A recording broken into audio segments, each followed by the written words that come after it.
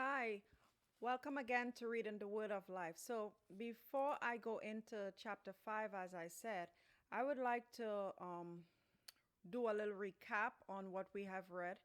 Uh, in most of my videos, you would see me do a recap after I've read a couple of chapters so that we kind of get an understanding of what we read and just dig into the Word just a little bit more, a little commenting on what we have read and how it all falls into place. So let me just do this recap on the first three sons of Adam and Eve.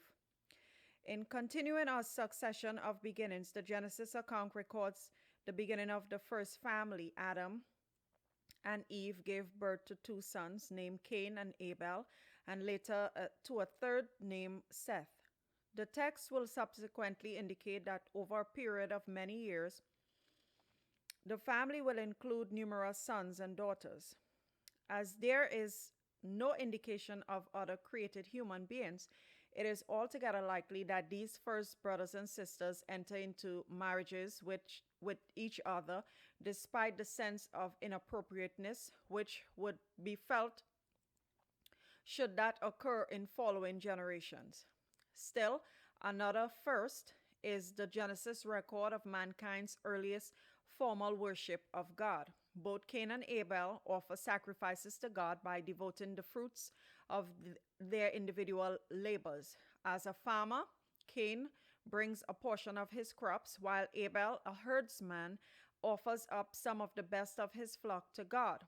Although the text is silent as to what prompts God's response, it is evident that God is not pleased with Cain's offering.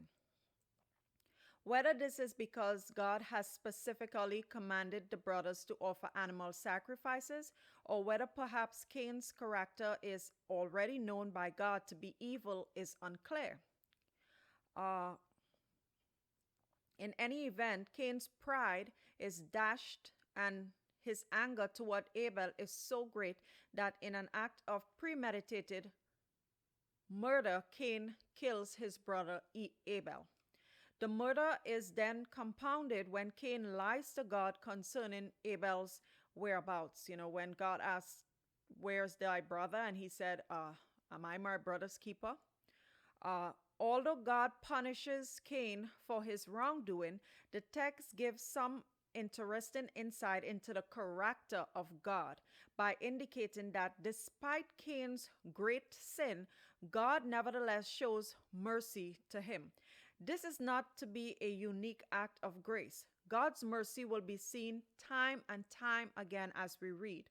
Unfortunately, Cain apparently does not respond favorably to God's mercy, at least if his descendants are any reflection of Cain's continued character. In contrast, when Seth is born, it appears that Seth takes on the righteous character of Abel and instills a respect for God in his children as well. So you see that recap of sin and the fact that Cain killed his brother and he covered it up, and then he was not even repentant after the fact. He just said, my punishment is too great for me. He was still feeling sorry for himself after he hardened himself with pride against God in the first place. Then he was still feeling sorry for himself and turned around to say his punishment is too great. And, what would he do if somebody wants to kill him? But like the story says, God is merciful, God is kind, God is judge. God is judge, because you see how God could have handled this thing totally different. He could have probably destroyed everybody there and then and say, you know what, let me smash this work here and do something else. But everything that God created, he saw that it was good, right? God created all things, and when he created it, it was good, until man decided to go their own way in choosing their own path, right? Because clearly, I'm pretty sure that there was a standard of worship towards God, even in, as I read before, where God made the skins of coat for Adam and Eve, and he said, unless they put forth their hands and eat and live forever. So God always provided, he always made a way, he always did something to bridge the gap. But humans is either we refuse it or accept it. If we accept it, we get God's promises. If we refuse it, then we are in the curse. Um, so now I'm going to read uh, a little bit of the descendants from Adam to Noah, and then I will read Genesis chapter 5. What follows is a simple chronology of 10 generations from Adam through Seth to Noah. Yet this brief family record is full of surprises. For one thing, the men who are named each live for hundreds of years and have children when they are from 65 to 500 years old. Much speculation has been generated as to the cause of this longevity. Some have even rejected the historical accuracy of the account, saying that the years are merely represented periods of time, perhaps shorter than modern years. However, the original language allows no such interpretation. In support of the historic credibility of the account, others have explained the unusual longevity of a variety of bases, including the effect of the fruit of the tree of life in the Garden of Eden, the original immortality of man feeling only the slightest consequences of sin at this age, and at this early stage is man's development, or the superiority of the food, atmosphere, and other living conditions during this period. One can only speculate, but acknowledging a creative being powerful enough to bring the universe into existence certainly allows the option for such a creator to permit unusually lengthy lives for whatever purpose might suit his comprehensive plan for mankind. A number of possible purposes immediately present themselves, including the need to quickly populate the earth and the need to promulgate basic moral principles throughout the beginnings of mankind. Throughout the early generations, Adam and Seth continued to live as contemporaries with their offspring several generations removed. By living 930 years, for example, Adam is still alive during the days of Lamech, father of Noah, toward the end of the first millennial from creation. One can almost see Adam gathering the early patriarchs together and telling them over and over how God created the world, how he directed mankind to live, and how he showed both punishment and mercy when Adam and Eve and even Cain had been disobedient. Still another surprise is that one of Adam's descendants, Enoch, does not die ever.